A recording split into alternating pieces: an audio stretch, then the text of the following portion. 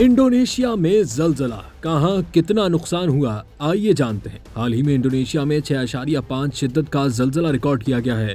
जियो physics agency का कहना है कि जुमे को आने वाले जलजले की वजह से सुनामी का कोई इम्कान नहीं है। जलजले का मरकज 10 किलोमीटर 6.21 मील की गहराई में था। जलजले के नतीजे में ताहाल किसी जानी नुकसान की इत्तला भी मौसूल नहीं हुई है। इससे कबल भी इंडोनेशिया में जलजले आते रहे हैं और इसकी वजह यह है कि इंडोनेशिया बहरुल काहिल में आग के दायरे पर वाक़ है, जहां जमीन की परतें आपस में टकराती रहती हैं। नवंबर 2022 में इंडोनेशिया के जजीरे जावा में आने वाले 5.6 शिद्दत के जलजले में 162 अफराद हलाक हुए थे।